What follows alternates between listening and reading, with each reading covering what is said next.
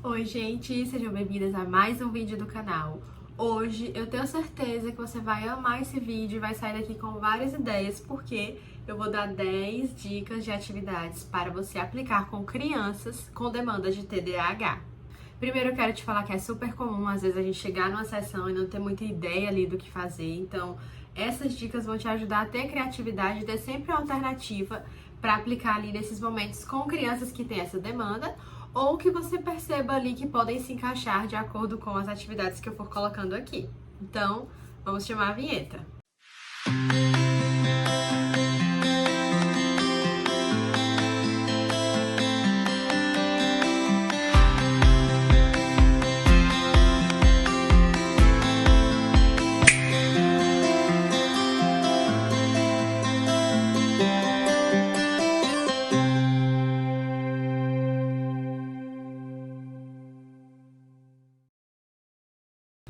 Mas antes desse vídeo começar, não esquece de se inscrever, curtir e compartilhar, porque toda semana a gente tá colocando vídeos novos aqui no canal. E lá no Instagram também, @PsiValescaRomão, eu dou várias dicas de recursos, atividades, enfim, dicas mais rápidas do que aqui. E a gente tá sempre trocando ideias, então não deixem de seguir, porque eu tenho certeza que vocês vão ganhar muitas informações aqui nas nossas redes sociais. Então vamos lá, vamos começar com a primeira atividade. E a sugestão é: tente ensinar a sua criança, essa é uma habilidade que ela realmente precisa aprender, a fragmentar uma demanda ou uma atividade, porque aí ela consegue se organizar melhor para executar. Falhas na execução ou no planejamento são muito comuns em crianças com TDAH.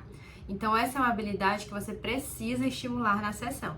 E aí aqui eu fiz uma atividade chamada Missão Passo a Passo, que basicamente você pode escolher alguma tarefa do cotidiano da criança que ela tenha muita dificuldade e quebrar, digamos assim, essa tarefa em pequenos passos. Então, por exemplo, vamos escolher aqui arrumar a mochila. E aí a gente cola aqui, arrumar a mochila, e aí a gente vai colocando passo a passo. Então, primeiro, para arrumar a mochila, o que é preciso? Pegar a mochila, em seguida, olhar a agenda, ver os livros ou as tarefas do dia seguinte, colocar os livros, guardar, pensar que, será que vai ter aula de educação física? Então a gente precisa colocar a roupa da educação física. Então, basicamente, é realmente um treino para cada situação, para a criança conseguir entender que, para aquela circunstância, para aquela demanda, há um passo a passo ali que precisa ser seguido e internalizado. Aqui eu costumo entregar para as crianças levarem e para algumas, inclusive, a gente usa como pistas visuais no banho ou em outros locais para que ela consiga perceber e lembrar ali do passo a passo daquela atividade. Segunda dica de atividade, e essa você pode usar papel ou pode usar qualquer outra coisa ou elementos aí que você tiver na sua sala, mas crianças com TDAH precisam treinar atenção e percepção. Então, já anota aí que essa é uma habilidade que com certeza você vai precisar estimular dentro da associação de psicoterapia. Nessa daqui, o que é que eu faço? Eu peço para a criança procurar o item que eu disser. Então, por exemplo, hoje nós vamos procurar peças de quebra-cabeça. E aí ela tem que sair marcando e procurando as peças de quebra-cabeça. Aí eu anoto aqui, né? Hoje nós vamos procurar estrelas. Então ela pode sair procurando. Além dessa atividade, você também vai poder usar alguns jogos, como o lince ou algum outro, se você tiver um quebra-cabeça, enfim, alguma coisa, você pode ir também adaptando. O objetivo é treinar a atenção seletiva e percepção. O que é atenção seletiva? É ficar sob o controle daquele comando. No TDAH é muito comum a criança não conseguir ali ter receber esse comando, filtrar ali, né, ter o que a gente chama de atenção seletiva, e seguir, fazer e finalizar a tarefa. Então, você precisa trazer esse treino aos poucos, da criança absorver aquilo, olhar somente para as estrelas, né? Ou procurar somente os corações. Tudo isso são treinos aí, digamos, dessa habilidade específica que é a atenção seletiva, que crianças com TDAH têm bastante dificuldade ali na hora de executar tarefas por conta disso. Agora eu vou apresentar outro conjunto de atividades que diz respeito à análise de consequências.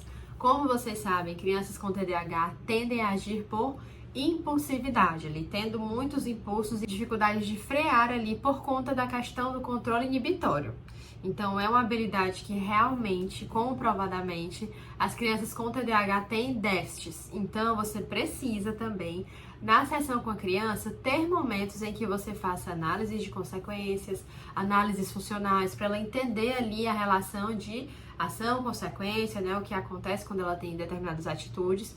E não só isso, mas também treinar habilidades para que ela consiga ali lidar diante daquelas situações. Então, o mais clássico de todos é o sinal vermelho, né? Como que eu faço isso? Você pode, inclusive, desenhar, enfim, numa folha.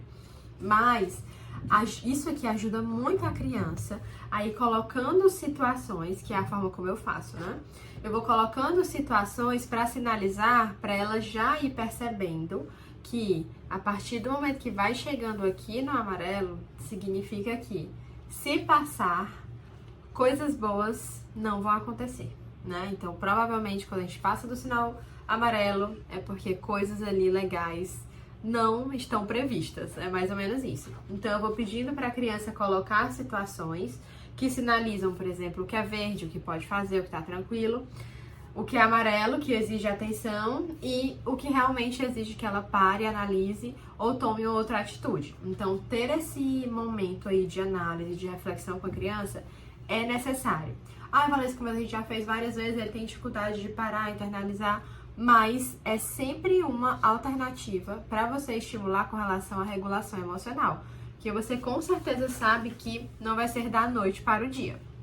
E aí, como complemento a do sinal, eu costumo fazer um momento em que a gente vai analisar as consequências. Então, o que é que a criança faz e o que acontece em seguida, para ela entendendo que as ações têm uma consequência e que, normalmente, quando a gente age por impulso ou sem pensar, as consequências não são boas, né? Às vezes a criança acaba sendo reforçada, mas de forma geral não.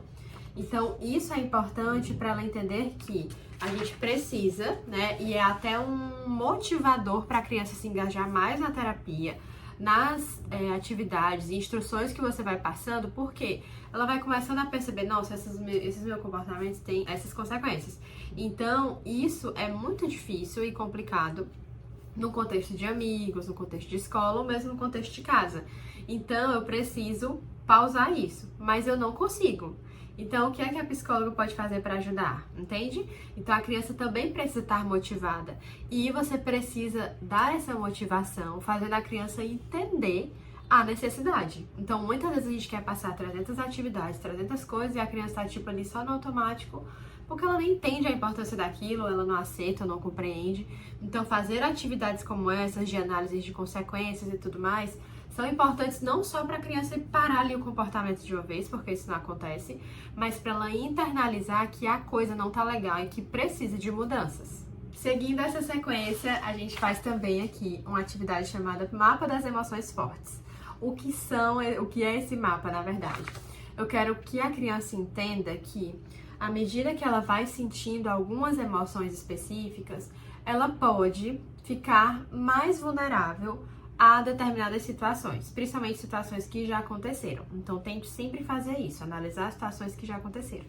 Então, normalmente, quando você tá bravo aqui, né, ó, perto já de explodir, o que é que normalmente acontece? Então, as emoções, elas sinalizam pra gente que algo não tá legal, que o que está acontecendo no ambiente está ali tirando a nossa regulação, e isso é um indício muito importante de que a gente tem que parar e analisar ou se retirar daquele contexto. Então, essa atividade é importante para a criança entender que a emoção, ela sinaliza algo, e muitas vezes a gente não começa a sentir a emoção do nada ou ela explode de uma vez. A gente vai tendo sinais no nosso corpo.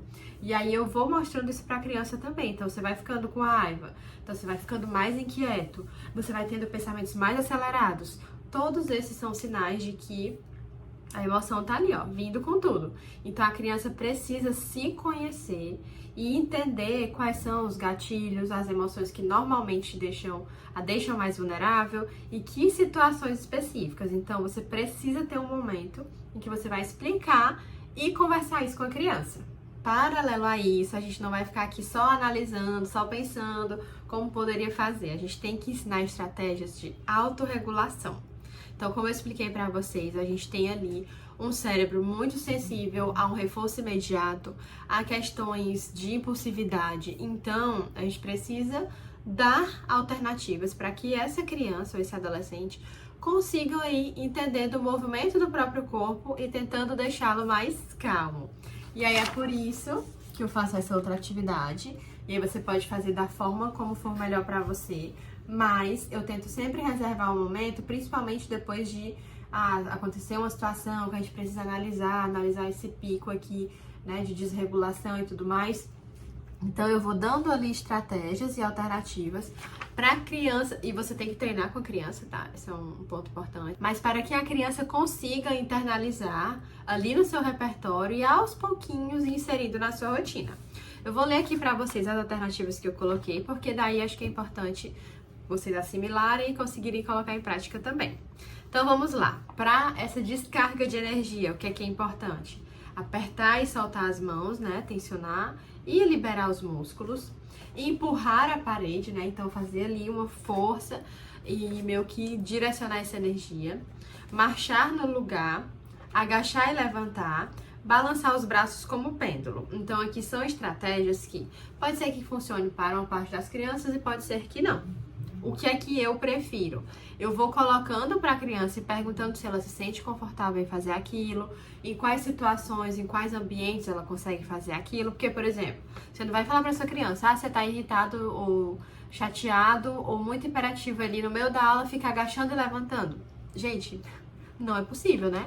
Agora você tá, sei lá, em casa, sozinho, tá muito agitado, estressado, você pode fazer alguns desses exercícios. Então, você tem que ensinar para a criança, mas também sempre lembrar do contexto, não esqueça disso. O próximo é a organização corporal. Então, se abraçar, passar a mão nos braços, né? Tipo assim, alongar o pescoço, girar os ombros e esticar as pernas sentado. O próximo é respiração simples, então cheirar flor e soprar vela, que é muito tradicional, barriga balão, que é a respiração diafragmática, soltar o ar com o S, tipo assim. Mãos na barriga, né, que é para ajudar a perceber essa respiração diafragmática também.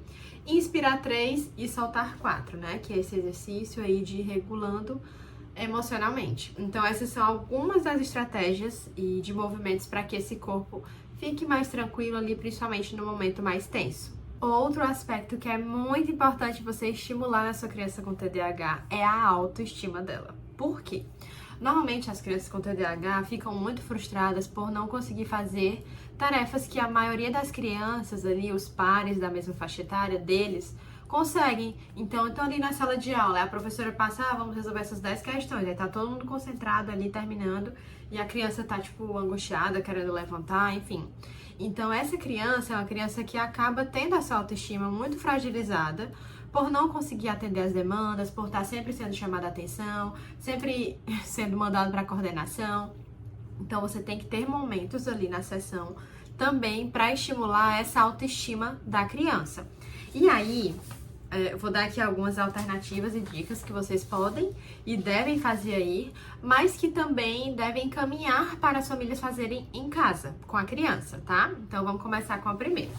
Essa daqui, você pode usar como cérebro, com qualquer outra, enfim, né, analogia. Mas, basicamente, você vai precisar pedir para a criança anotar no que ela é bom. Ah, você faz o que de bom? Ai, tia, nada, eu sou em matéria, não sei o que, mas você desenha bem, você pinta bem, vamos anotar.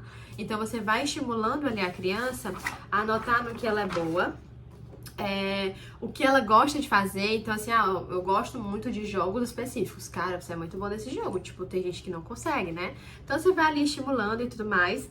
E você precisa também colocar que muitas vezes ela pode ser boa em algo recebendo ajuda. Então, ó, quando me ajudam, eu consigo, né? Então, aqui, você precisa reservar um momento para explicar e ensinar para a criança que ela tem sim muitas habilidades, né? E que algumas dessas habilidades ela vai precisar ali de uma ajudinha, mas que ela vai conseguir desempenhar bem. E aí, paralela a isso, né, de forma ali mais ou menos conjunta, você pode passar essas duas atividades aqui para casa ou para fazer na terapia também. A primeira é essa rota aqui, você pode adaptar até para fazer uma temática que a criança gosta, sabe? Se a criança gosta de Brawl Stars, se a criança gosta de, enfim, qualquer outro jogo de Roblox, enfim, você pode adaptar. Para quê? Para ir colocando ali o que a criança foi conseguindo fazer. Olha, consegui acordar e ajeitar a cama. Massa! Estrelinha, ou um Brawler, né, que é do Brawl Stars, enfim. Então você vai ali ajudando a criança a perceber que teve coisas no decorrer do dia que ela não conseguiu, que teve dificuldade, mas tiveram muitas outras coisas que ela foi capaz. E isso vai melhorando a autoestima, vai fazendo aquela criança perceber, muitas vezes quebrar ali alguns padrões de pensamento, de que ela não é capaz, de que ela não consegue, de que ela nunca vai conseguir, de que ela não é boa em nada, né? Então, ir pontuando ali no decorrer do dia as coisas boas, o que ela fez de positivo, é muito importante. Então, você pode fazer na sessão, mas também pode dar para os pais fazerem em casa. E por último, essa é uma tarefa para a criança ali enxergar visualmente as coisas que ela está adquirindo ou conseguindo na terapia. Então aqui eu vou pontuando e pintando com a criança as coisas que ela conseguiu fazer ou desempenhar bem. Normalmente eu faço essa atividade depois de ter já estabelecido alguns combinados com a criança. Então, por exemplo, essa semana a gente vai... sempre que você precisar sair da sala, eu preciso que você peça à professora ao invés de só sair. Então, esse é um ponto específico que a gente vai treinar essa semana. Vamos ver se você consegue? Eu consegui na terça, na quinta não, e consegui na sexta. Ótimo, vamos pintar aqui, ó. Conseguiu na segunda, conseguiu na terça e na quinta. Já conseguiu 2 dias. Próxima semana, vamos tentar. Olha, eu consegui na terça, na quinta e eu quase consegui na sexta. Mas quando deu ali 10 e pouco da manhã eu já não tava conseguindo. Tudo bem, vamos pintar aqui, ó, em metade. Então, aqui é mais para sinalizar e mostrar para a criança que ela vai conquistando coisas e vai conseguindo, para ver ali de uma forma realmente visual o que ela pode fazer para conseguir ali melhorar cada vez mais essa rotina.